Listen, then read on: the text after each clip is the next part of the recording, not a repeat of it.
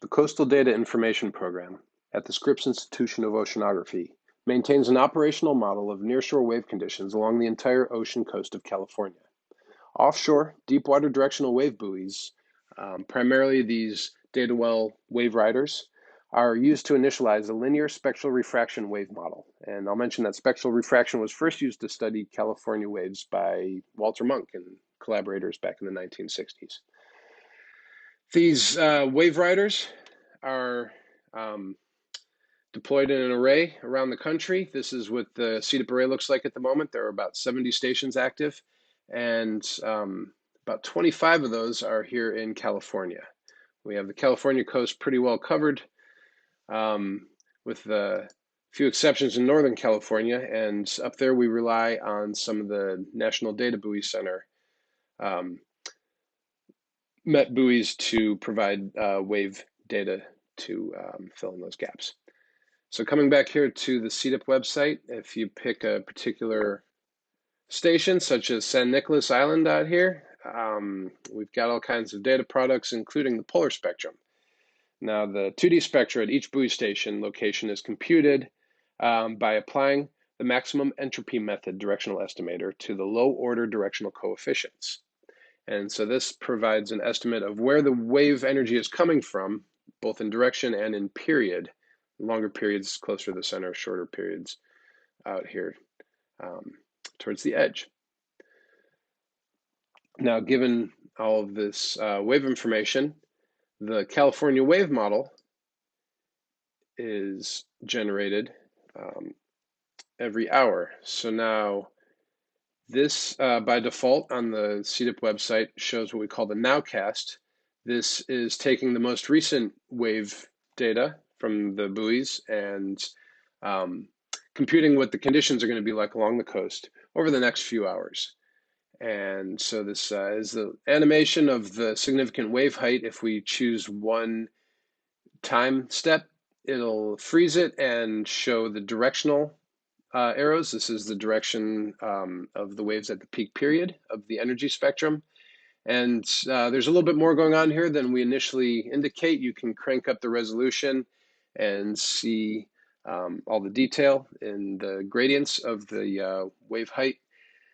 And you can also zoom in on particular sections of the coast.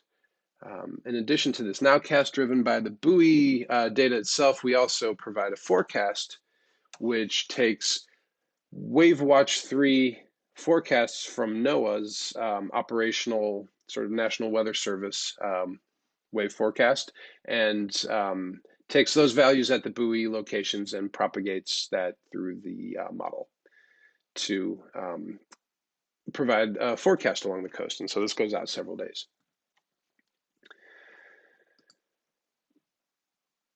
The model forecasts hindcasts and nowcasts of the spectral parameters commonly used in nearshore process studies and engineering design are provided to the public, including validations against the nearshore buoy observations here on our CDIP MOPS website. This is CDIP/MOPS, model output points.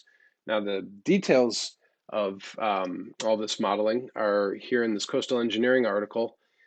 Bill O'Reilly was the lead author on this work, dates back to the 90s. And Corey Olfe has been working with CDIP for nearly that long and now is in charge of maintaining the operational model. Julie Thomas was the program manager for many years. And going back over here to the MOPS website, the documentation over here will tell you everything that you want to know. And if you go county by county, you can select a transect map. And this shows you just how dense the predefined output transects are. These go from 10-meter isobath to the shore, and the shore normal orientation is computed. I'm zooming in on the Scripps pier area. We'll use this as our reference example.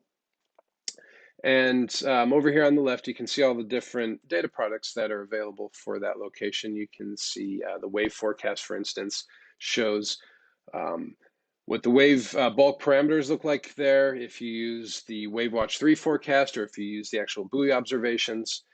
And in addition to the standard wave bulk parameters, we also have plots showing what the radiation stress is doing at the coastline, as well as a rudimentary computation of the total water level using the Stockton formula. Now there's historic coverage to provide nowcasts, or I'm sorry, hindcasts back to the year 2000 in Southern California and nearly that far in Northern California. For a given month, you can bring up the data display, as well as over here, the output metadata shows what was actually input from buoys. There are swell buoys within 400 kilometers. Seas buoys are within 75 kilometers. And all of this, is available to the public. And I'll just end things by showing the complexity that this model illustrates in the Southern California Bight. This is a monochromatic swell being pushed through the model just to kind of demonstrate all of the shoaling, which is in orange, and the shadowing that occurs for different swell angles. Thank you.